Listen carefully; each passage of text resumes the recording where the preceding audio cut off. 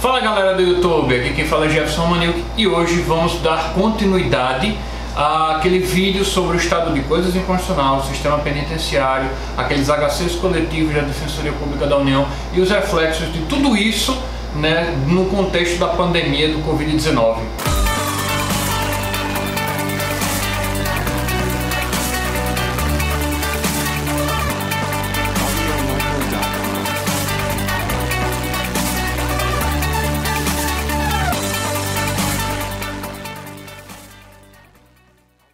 Esse vídeo ele não é um vídeo conclusivo trazendo apontamentos definitivos sobre toda essa temática que a gente está vivendo hoje com essa pandemia do coronavírus.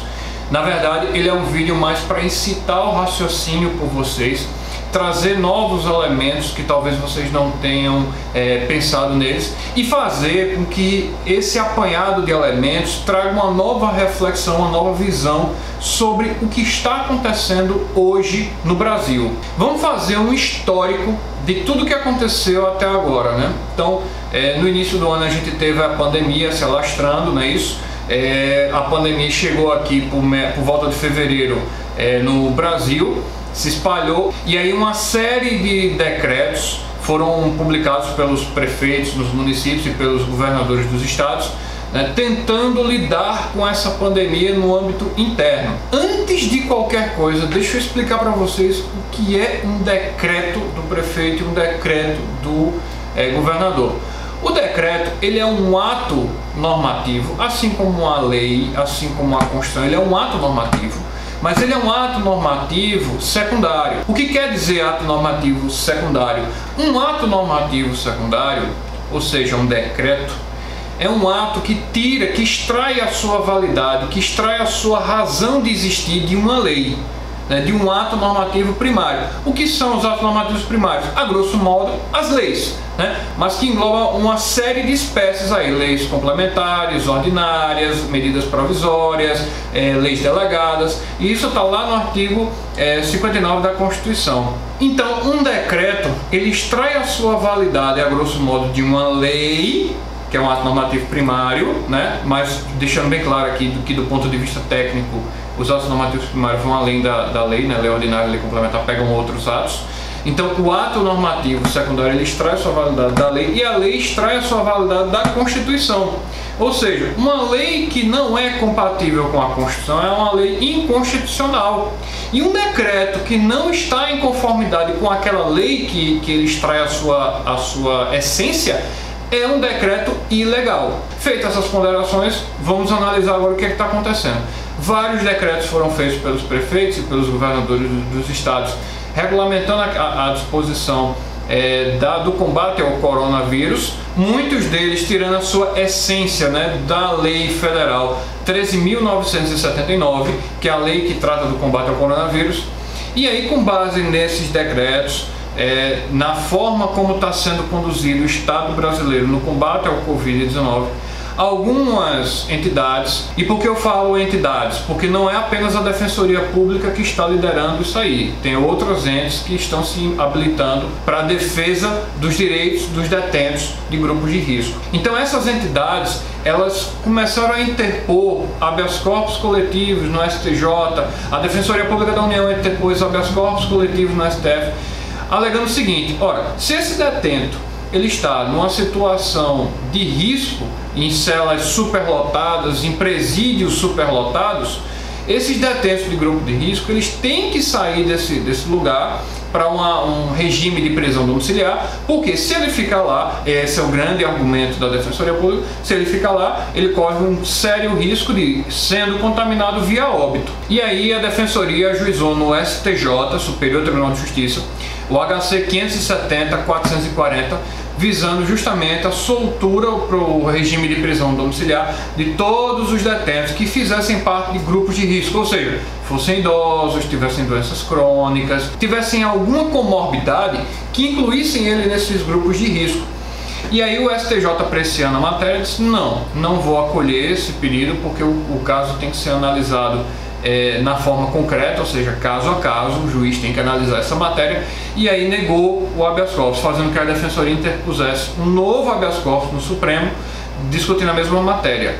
E aí eu queria fazer algumas ponderações sobre tudo que está acontecendo em relação ao Covid-19 e esses impulsionamentos. A Defensoria, desde já quero deixar claro que a Defensoria tem toda a razão no mundo de interpor, ela está na defesa dos hipossuficientes, que nesse caso é um grupo de detentos de risco considerável, detentos que fazem parte de grupos de risco. E aí fica aquele questionamento: será que é possível fazer esse tipo de relativização da questão dos detentos e deixar de se fazer uma análise caso a caso e simplesmente soltar todo mundo? Será que isso é a melhor solução para o caso? Será que nos presídios eles não poderiam estar mais seguros desde que tomassem determinadas cautelas do que soltos? Isso eu não estou falando aqui de forma conclusiva, não é que a minha opinião seja que todos os presos devem permanecer acautelados pelo Estado. Eu entendo que, assim como o STJ, o caso ele tem que ser analisado de forma particularizada, ou seja, caso a caso o juiz analisa se é ou não situação de prisão domiciliar. E além disso, uma outra situação que vem acontecendo de forma bem frequente é justamente os juízes analisarem essa situação com base na excepcionalidade e na rapidez que a questão demanda, e analisarem essa situação sem a consulta prévia do Ministério Público. Ou seja, não se ouve o Ministério Público, não se dá a voz ao Ministério Público para emitir seu parecer sobre a matéria, e aí o juiz mesmo já libera ou mantém preso. O que, do meu ponto de vista, é um equívoco, porque a gente não está vivendo uma nova ordem jurídico-constitucional. Ainda estamos vivendo sobre a ordem jurídica da Constituição de 88.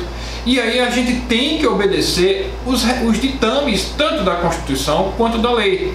Nesse sentido, eu queria até fazer uma breve análise aqui, eu vou até colocar aqui ao lado, que a resolução 66 do CNJ determina no seu artigo 1º que o Ministério Público ele vai ser ouvido quando da análise de uma prisão preventiva. Então temos que ter em mente que a ordem jurídico-constitucional ela ainda permanece intacta. Nós não estamos vivendo uma nova ordem constitucional. Não se iniciou uma Constituição nova agora em 2020. Então temos que observar não só para essa questão das prisões e dos detentos de grupo de risco, temos que observar as leis e a Constituição, como também temos que observar as leis e a Constituição para todas as demandas que estão surgindo por conta dessa pandemia do Covid-19.